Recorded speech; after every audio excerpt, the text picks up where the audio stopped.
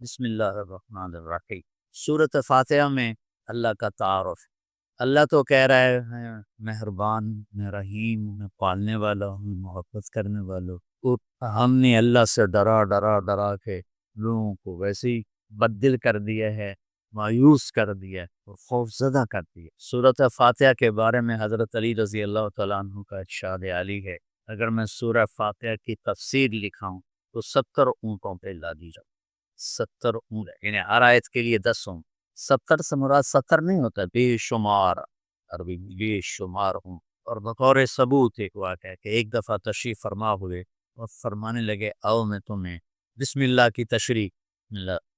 اور عربی وہ زبان ہے جس کے حروف کے بھی مطالب اور معنی واو کے مطلب ہیں، پا کے مطلب ہیں۔ تو بسم اللہ کی با پہ عشاء کی نماز کے بعد درس شروع کیا، فجر کی اذان ہو گئی، با کا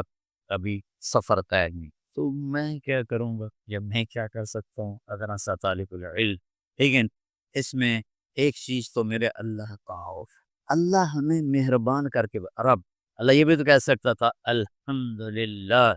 جبار السماوات والارض، الحمدللہ قہار السماوات، سب تعریف ہے اللہ کی سارے جہان پر، جبار ہے، قہار ہے، غالب ہے، بادشاہ ہے۔ اسماء حسنہ جو آئے ہوئے ہیں نا 99، 33 نام اس رب کے، اس لیے رب کا نام اسماء حسنہ میں نہیں ہے۔ رب آپ دیکھیں نہیں، لیکن المنتقم کو چھوڑ کر، المنتقم کو چھوڑ کر باقی ہر میرے رب کی صفت میں رب کا مطلب پایا گیا، اس لیے اس کو اللہ نے اس میں، میرے نبی نے اس میں ذکر ہی نہیں کیا ہے کہ اتنا ہیوی ویٹ لفظ جس کو اللہ تعالیٰ نے اپنے تعارف کے لیے پسند کیا کہ مجھ سے ڈرو نہیں، میں تو تم سے پیار کرتا ہوں۔ وہ پیار جو ماں اپنے بچے سے کرتی ہے وہ تو بہت تھوڑا ہے، میرے پیار کی کوئی انتہا کوئی نہیں۔ ماں کا پیار تو مختصر سا ہوتا ہے اور میرا کون سے پیار لامحدود ہے۔ پہلا تعارف یہ ہے کہ وہ پالنے والے کے ساتھ ہے، کہ حاکم ہے، بادشاہ ہے، رب بادشاہ کو انہو ربی احسن مثوایا، یوسف علیہ السلام انہوں نے عزیز مصر کو کہا انہو ربی، وہ میرا بادشاہ ہے اور اس نے مجھے یہاں بہت اچھا رکھا ہے، میں خیانت نہیں کر سکتا۔ بادشاہ، مہربان، رحیم، پالنے والا۔ اور قرآن کو ختم کیا کل اعوذ رب سے شروع کر کے رب پہ جا کے ختم، آخر میں پھر یقین دلایا کہ میں تم سے بہت پیار کرتا ہوں، جو کچھ کہوں گا تمہاری محبت میں کہوں گا۔ اب گھروں میں نہیں دیکھتے، ماں کہتی بیٹا ناشتہ کرو، چھوٹے بیٹے میں نے نہیں کرنا، بٹھا دو، اس کو منہ میں زبردستی ڈال رہی ہے، وہ کہتا کیا مصیبت ہے میرے لیے، وہ اس کو کھلا رہی۔ تو میرا رب جب ماؤں سے زیادہ پیار کرنے والا ہے تو کہہ رہا میں اس میں جو کچھ کہوں گا نا تو تمہاری محبت اور شفقت میں کہوں، اور جس چیز سے روکوں گا نا تمہاری محبت اور شفقت میں روک۔ جیسے بچے رو رو کے ہلکان ہو جاتے ہیں، میری ضد تھی، میری پوری نہیں ہو رہی تھی، میں تو میری 5 6 7 پورا ہارڈ ہو، کوئی بھی نہیں میری پھر میں کیا، دیکھو تم نے مجھے کیا باز ہے، میں کہ ہوں میں رو رو کے تھک گیا ہوں تو میری گل منو، نہیں مانی گئی، کیوں میرے لیے ٹھیک ہے، تو مجھے بتا۔ تو اس مقدس کتاب میں جب اللہ کہتا ہے یہ نہیں کرنا، اس میں ہلاکت ہے، یہ کرنا ہے اس میں ہمارا نفع ہے۔ تعارف میں اللہ نے اپنے ربوبیت، اپنے رحم کو، اپنی مہربانی کو اس خوبصورت انداز میں ذکر کیا کہ دل کھنچتا ہے، اور اتنے حسین انداز میں پیش کیا اپنا تعارف۔ جیسے کہ کئی ساتھی کہتے ہیں جب آپ ہمیں کوئی واقعہ سناتے ہیں تو ہمیں لگتا ہے جیسے وہ ہمارے سامنے ہو رہا ہے۔ وہ میں نے ایک دفعہ یہاں چنگیز خان کی تاریخ بتائی تو مولانا عدنان صاحب کے آئے ہوئے تھے چچا زاد، تو وہ بڑے جولی سے ہیں۔ بعد میں کہنے لگے جب مولانا صاحب چنگیز خان کو بیان کر رہے تھے تو میں ڈر گیا، مجھے لگا جی میں پیچھوں بیٹھا چنگیز، میرا رب بھی جب کوئی بیان کرتا ہے نا تو لگتا ہے سامنے آ گیا۔ تو اللہ نے اپنا اس خوبصورت انداز میں تعارف کرایا کہ لگا جیسے اللہ سامنے آ گیا ہے، تو کہتا ہے میں تیری ہی بندگی کر، جیسے وہ سامنے آ گیا، ایا ہو نہیں، ہم اس کی بندگی کرتے ہیں جس کی یہ تعریف ہے۔ اس طرح مجھے اپنا آپ پہچان کروایا ہے کہ مجھے لگتا ہے تو میرے سامنے ہے، کبھی ہے حقیقت منتظر نظرہ لباس مجاز، ہزاروں سجدے طرف رہے میری جگی میں آس۔ تو مالک یوم الدین تک یوں لگتا ہے جیسے اللہ سامنے آ گیا، تیرے جیسا شخص تو میں کسی اور کی بندگی کیسے کر سکتا، تیرے جیسا شہنشاہ ہو تو میں تیرے سوا مدد کے لیے اور کس کو پکار سکتا ہوں؟ مدد صرف اللہ سے مانگی جاتی ہے، اور ایک آپس میں ایک دوسرے کی مدد کرنا، مدد مانگنا، لیکن ایک ہی ذات ہے جس کے سامنے چھوڑی کے نہیں کو اللہ، ایک ہی ذات ہے جس کو پکارا جاتا ہے اللہ، اور کس سے مانگ، اور اللہ نے سب سے کہا ہے سب کی سنوں گا، ہمارے جی حالت ہے نا وہ جی ساڈے سوندا نہیں توڑی موڑدا نہیں، ارے بھائی بے نیاز ہے اور مہربان ہے، جس کی چاہے موڑ دے اس میں، تو مانگنے والے بنو وہ دینے والا ہے، لیکن پکارو اسی، وَإِذَا سَأَلْتَ فَاسْأَلْ وَإِذَا اسْتَعَنْتَ فَاسْتَعِنْ، جب مانگنا ہو اللہ سے اور جب مدد کے لیے پکارنا ہو تو صرف اللہ کو پکار، اللہ کے سوا کوئی مدد کرنے کے قابل نہیں۔ یہاں کہاں گزر، مجھے یاد آ گیا پڑھا تھا کہیں کہ ساری آسمانی کتابوں کا خلاصہ ہے قرآن، اور قرآن کا خلاصہ ہے سورہ بقرہ، اور سورہ بقرہ کا خلاصہ ہے سورہ فاتحہ، اور سورہ فاتحہ کا خلاصہ ہے ایاک نعبد و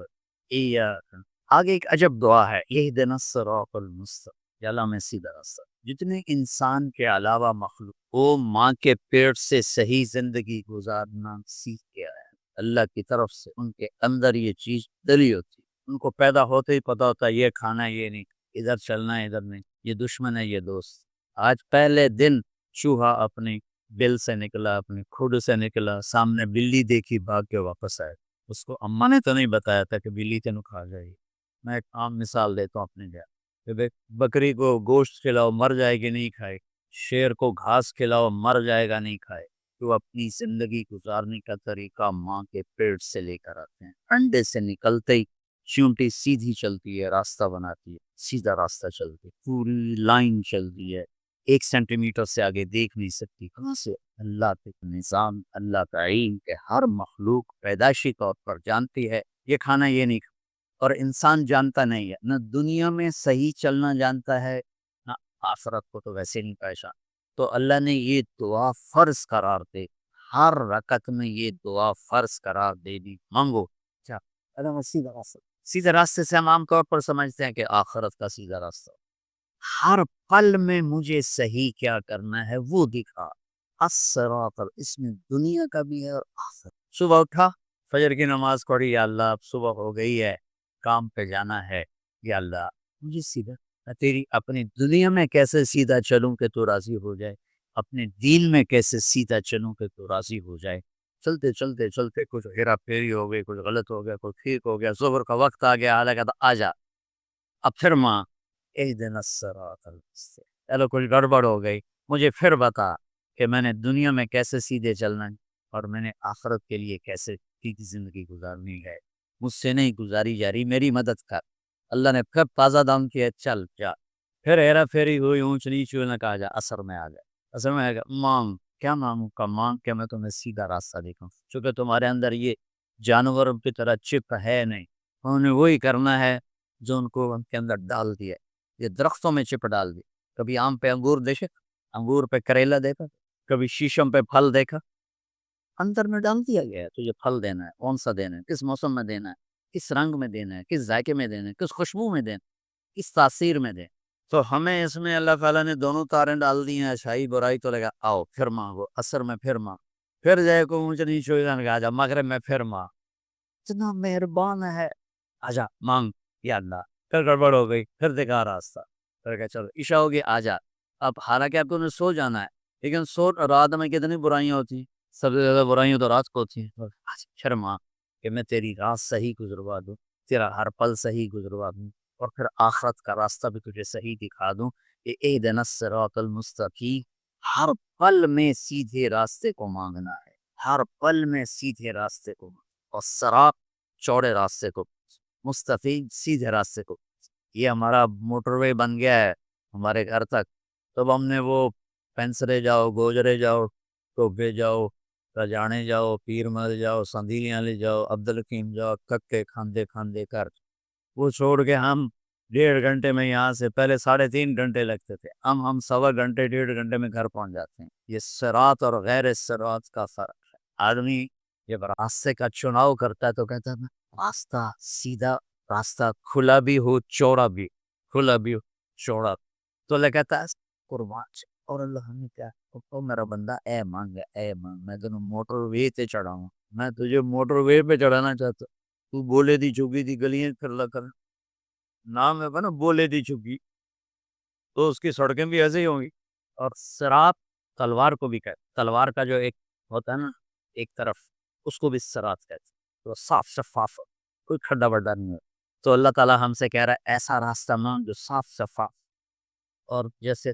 صراط تلوار جیسے چیز کو کاٹتی ہے تیزی کے ساتھ، ایسی اللہ تعالیٰ کہہ رہا ہے کہ وہ راستہ مانگ جو میں تیزی کے ساتھ وہ اپنے گھر پہنچ جائے، جو ہم تیزی کے ساتھ اب گھر پہنچ، اور مستفین چڑا میڑا نہ سرسبز ہو، سرسبز دیکھنے کو میں اچھا لگے، تو انعام کا علیہ صراط الذین، نائمہ اس بوٹی کو کہتے ہیں جس پر کبھی خزاں نہ، وہ پودا جس پر ہمیشہ ہریالی رہے، وہ نائم، وجوہ یومئذ، کبھی بھی کوئی خزاں نہیں آئی۔ تو اللہ کہہ رہا ہے صرف روڈ نہ مانگ، سرسبز بھی مانگ، کہیں چائے پیو، کہیں کافی پیو، کہیں بہ کے گپا مارو، کوئٹے والا راستہ نہ مانگ، کالے پہاڑ سارے راہ ایک ویک کے بندہ برباد ہو جائے، کہ ایسا راستہ مانگ جس میں سبزہ ہو، ہریالی ہو، باغ باغیچے گلو گلزار ہو، اور تجھے پتہ بھی نہ چلے، اور تیرا راستہ طے ہوتے ہوتے ہوتے تو مجھ تک آ جائے۔ پھر ساتھ دوسری دعا بھی منگوائی، ایسا راستہ جہاں پیٹرول نہ ملے، ایسا راستہ جہاں کھڈے ہوں، ایسا راستہ جہاں ڈاکو پڑ جائیں، ایسا راستہ جہاں لائٹیں بند ہو جائیں، ایسا راستہ جہاں کھائیاں ہوں۔ کوئی آئے لوگ، تو جب ہم جا رہے تھے رحیم یار خان جا رہے تھے، اور جا رہے تھے ادھر راجن پور سے، راجن پور سے آگے خواجہ غلام فرید رحمۃ اللہ علیہ کا جو شہر مٹھن کو کوٹ مٹھا کوٹ، تو وہ ہم نکلے گپوں میں، ہماری ذمہ دار جماعت ہمیں یاد ہی نہ رہا بھائی ذرا وہ بھی دیکھ لیں کہ تیل بھی ہے کہ نہیں، تو وہ راستہ سنحان، ایک دم گاڑی نے جھٹکے کھانے شروع میں کہ کیوں ہے، تیل مک گیا یا مر گیا، وہی تو تیل پیٹرول پمپ ہی کچھ نہیں، ایک ہی بڑھنا ہے کوٹ بیٹھنا کہیں دھکالا بھی ہے، لیکن شہنشاہ کی مدد ساتھ ہوتی ہے اللہ کے راستے میں۔ ہماری گاڑی اپنے دھکے میں چلتے چلتے دیکھا تو آگے پیٹرول پمپ، اس پہ چڑھ گئی تو ہم نے اللہ کا شکر ادا کیا۔ تو ایسے راستوں پہ کون جانا مانگتا ہے؟ تو غیر المغضوب علیہم ولا الضالین، یا اللہ وہ راستہ نہ ہو جس پہ نہ پیٹرول ملے، نہ روٹی ملے، نہ پانی ملے، نہ چائے ملے، نہ نسوار ملے۔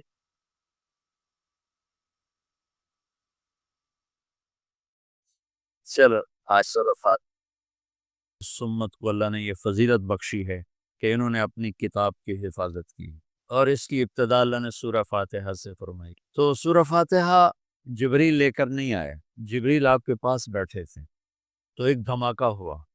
تو آپ نے فرمایا یہ کیا دھماکہ ہے کہ یا رسول اللہ آج ایک دروازہ کھلا ہے جو پہلے کبھی نہیں، اور آج ایک فرشتہ آ رہا ہے جو آج تک زمین پہ نہیں آیا، اور ایک کلام لے کر آ رہا ہے جو آج تک کسی نبی پر نہیں آیا۔ تو وہ فرشتہ حاضر ہوا اور آپ کو دو کلام پیش کیے، ایک سورۃ فاتحہ اور ایک سورہ بقرہ کا آخری رکوع، آمن الرسول سے لے کر آخر تک۔ ابشر بنورین، آپ کو دو نوروں کی بشارت ہو، سورۃ فاتحہ اور سورہ بقرہ کا آخر ہو۔ تو ہم تھوڑی سی بات سورہ فاتحہ پر کریں گے کہ میرے اللہ نے، میرے نبی نے فرمایا اوتیت المثانیہ مکان التورات والمائدہ مکان الانجیل والحوامیم مکان الزبور وفضلت بالمفصلات، میرے سب سے بڑی کتاب تورات تھی، سب سے بڑی، اٹھانا بھی مشکل تھا، اتنی بڑی کتاب تھی۔ میرے نبی نے کہا اللہ نے مجھے تورات کے بدلے میں سورہ فاتحہ دی، 7 آیات سورہ فاتحہ دی، اور انجیل کے بدلے مجھے اللہ تعالیٰ نے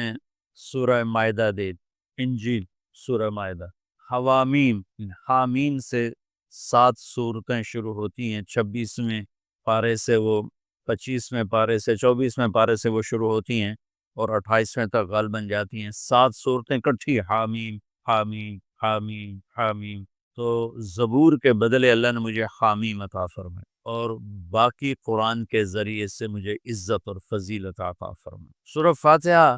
امام راضی رحمۃ اللہ علیہ ایک دفعہ اپنے خطبہ میں فرمانے لگے کہ اس سے 10,000 مسائل نکلتے ہیں، تو بعض لوگوں نے ان کا مذاق اڑایا۔ وہ مذاق اڑانا تفسیر رازی کا سبب بنا، تفسیر کبیر کا، کہ فرمایا کہ جب انہوں نے میرا مذاق اڑایا تو میں نے اللہ کا نام لے کر قلم اٹھایا اور میں نے لکھنا شروع کیا۔ پہلی جلد سورہ فاتحہ پر ہے، تو 10,000 مسائل اس سے اس بندے نے نکال کے پیش کیے ہیں۔ کبھی موقع ملے تو آپ پڑھ لینا۔ اور حضرت علی کا فرمان ہے، امام المتقین، اگر میں سورہ فاتحہ کی تفسیر کروں، سورت فاتحہ کی تفسیر لکھواؤں، تو 70 اونٹوں پہ لا دی جائے، 70 اونٹوں پہ۔ اور یہ خالی دعویٰ نہیں تھا،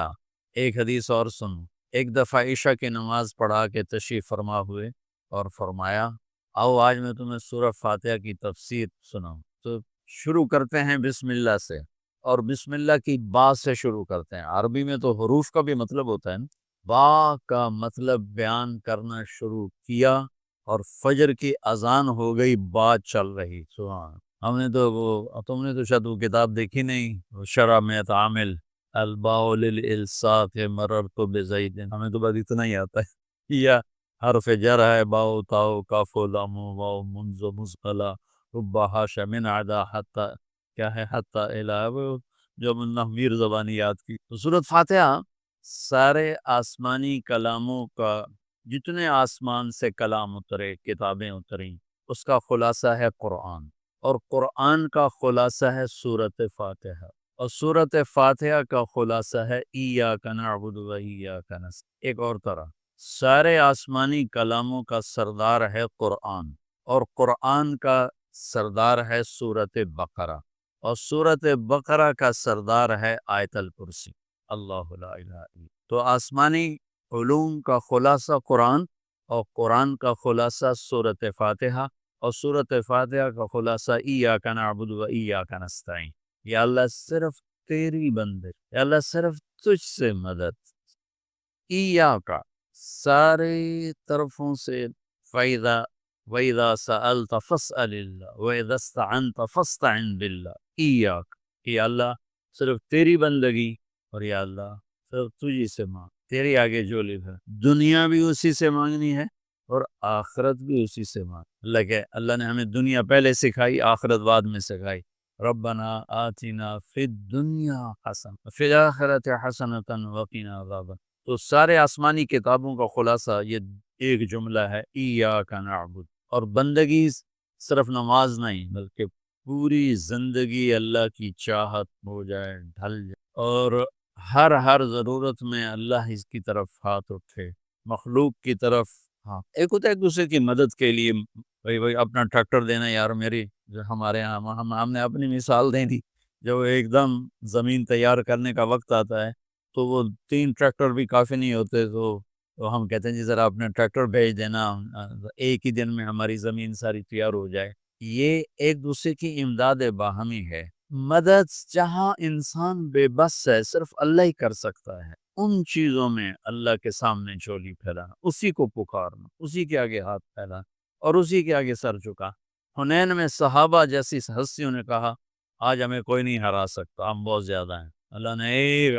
حلے میں اڑا کے سب کو کہاں سے کہاں بھگا دی۔ لن نغلب من قلت، آج ہمیں کوئی نہیں ہرائے گا۔ تو پہلے حملے میں ہی قدم اکھڑے، تو صرف 88 آدمی اللہ کے نبی کے ساتھ رہ گئے، 12,000 بھاگ گئے۔ پھر یوم حنین اذ اعجبتکم کثرتکم فلم تغن عنکم شیء۔ تو میرے عزیزو، سورۃ فاتحہ پورے قرآن کی چابی ہے، تمہید ہے۔ قرآن توحید بتاتا ہے، رسالت بتاتا ہے، آخرت بتاتا ہے۔ سورۃ فاتحہ میں توحید بھی ہے، رسالت بھی ہے، اور آخرت۔ الحمدللہ رب العالمین الرحمن الرحیم مالک یوم الدین۔ الرحمن الرحیم تک اللہ کی ذات صفات توحید ہے، مالک یوم الدین جزا سزا اور آخرت ہے، ایاک نعبد و ایاک نستعین یہ مقصد زندگی ہے، اہدنا الصراط المستقیم یہ طلب ہے زندگی کی، سب سے بڑی طلب ہدایت ہے، الصراط الذین انعمت علیہم یہ رسالت جن پر تیرا انعام ہوا، اولئک مع الذین انعم اللہ علیہم من النبیین والصدیقین والشہداء والصالحین وحسن اولئک رفیقا۔ تو سورۃ فاتحہ کو مجھے کوئی یاد پڑتا ہے، ایک دفعہ میں کہیں پڑھا تھا کہ اللہ اپنی ذات کو اتنے خوبصورت انداز میں بیان کرتا ہے، الحمدللہ رب العالمین۔ الرحمن الرحیم مالک، یہ تو غیب کے سیغے کے ساتھ بات ہو رہی، لیکن اللہ اپنی ذات کو اس قدر خوبصورت انداز میں بیان کرتا ہے کہ ان چار لفظوں میں اللہ سامنے آ جاتا ہے، تو سننے والا اللہ کو سامنے دیکھ کر کہتا ہے ایاک نعبد، تیری ہی بندگی کرتا ہے، ایاک نستعین، تجھی سے مانگ، کیونکہ اللہ کو دینے کے لیے کہیں سے مانگنا نہیں پڑتا۔ ابراہیم علیہ السلام نے آگ میں جاتے ہوئے جبریل اور ہوا کے فرشتوں کو کہہ دیا تھا اما الیک فلا واما الی اللہ فنعم ایاک نعبد و ایاک نستعین۔ اللہ تعالیٰ نے اپنی ذات کو اس خوبصورت انداز میں پیش کیا کہ جیسے جیسے ہم اللہ کو دیکھ کر کہہ رہے ہیں ایاک نعبد و ایاک، یا اللہ صرف تیری بندگی کریں گے، یہ سر اور کہیں نہیں جھکے، اور یا اللہ صرف تجھ سے مانگیں گے اور کسی سے نہیں مانگیں گے۔ قرآن وہ میں نے پہلے ایک مثال سے بتا دیا، یہ استعانت بالغیر نہیں ہے، بھائی مجھے قرض چاہیے مجھے 1,00,000 روپیہ دے دیں، یہ اس میں نہیں آتا ہے۔ میرے نبی قرضہ اٹھاتے، میرے نبی نے جنگ کے لیے تلوار اٹھائی، زرہ پہنی، اسباب کی دنیا ہے، اسباب کا اختیار کرنا اور چیز، اور جن چیزوں میں اللہ کے سوا کوئی کرنے والا نہیں وہ لوگوں کے سامنے ہاتھ پھیلا دینا، استعانت صرف اللہ سے۔ اے اب نماز کی عادت ڈال لو، آپ پڑھتے ہو ہر حاجت میں مصلی پہ آ جاؤ، پھر آپ کو ایاک نستعین کا مزہ آئے۔ اپنی حاجت نواز کے ذریعے اللہ کے سامنے ایک بدو طواف کر رہا تھا، یا اللہ تجھے پتہ ہے نا میں بھی بھوکا ہوں اور میری اونٹنی بھی، اور مجھے کھانے کو میرے بچے بھی بھوکے اور میں بھی بھوکا۔ ایک آدمی ساز سن رہا تھا تو اس نے جلدی سے اپنے تھیلی نکالی درہموں کی، کہ میرے بھائی قبول فرما کاپی شرٹ، تو اس سے لینا ہوتا تو اس کے گھر میں آتا، جس کے گھر آیا ہوں اسی سے لینا، چل چل مجھے نہیں۔ طواف سے فارغ ہوا تو اعلان ہوا فلاں ابن فلاں کہاں ہے، تو یہ خود سے کہا جی میں ہوں، کہا آپ کے چچا کا انتقال ہوا ہے تو انہوں نے اپنی ساری وراثت آپ کے نام کر دی ہے، چونکہ ان کی اولاد کوئی نہیں، تو 1 منٹ میں اللہ تعالیٰ نے قبول فرمایا۔ ہشام بن عبد الملک اور سالم بن عبداللہ بن عمر بیت اللہ کا طواف فرما رہے تھے، تو ہشام نے کہا سالم کوئی ضرورت تو بتاؤ، تو وہ کہنے لگے اللہ کے گھر میں ہو کر میں اللہ کو نہ بتاؤں تمہیں بتاؤں، کتنے شرم کی بات۔ تو ہشام چپ ہو گیا۔ ہشام بادشاہ تھا بنو امیہ کا، تو جب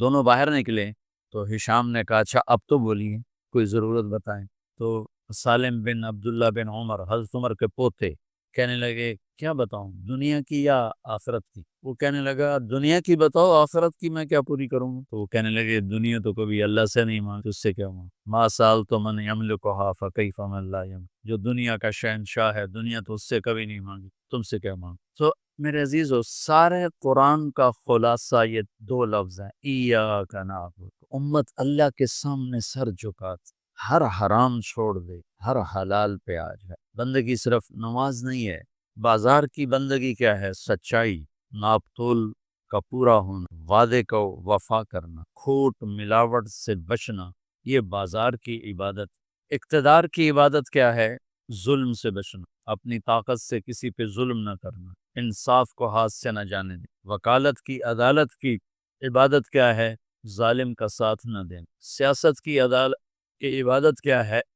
دنیاوی مفاد نہ اٹھانا بلکہ قومی مفاد کے لیے اپنے آپ کو پیش کر۔ گھر کی بندگی کیا ہے؟ ماں باپ ہیں تو ان کی آنکھوں کی ٹھنڈک بن، بیوی ہے تو اس کے دامن کو خوشیوں سے بھرنا، اولاد ہے تو ان کو ایسی محبت دینا جیسے میرے نبی حسنین کو دے کر گئے تھے۔ یہ اس طرح عبادت پھیلی ہوئی ہے۔ بہن بھائی ہیں تو ان کے ساتھ شیر و شکر ہو کے رہنا، ان کی کمیاں زیادتیوں سے درگزر کرنا، یہ ایاک نعبد۔ صرف نماز کے اندر نہیں ہے ایاک نعبد، بلکہ پوری زندگی ایاک نعبد۔ پھر میں کہا کرتا ہوں سچائی، دیانتداری اور انصاف، یہ 3 چیزیں اگر آپ کے اور میرے اندر ہیں تو ہماری پوری زندگی عبادت بن جائے، پوری زندگی بندگی بن جائے۔ وَإِيَّاكَ نَسْتَعِينُ،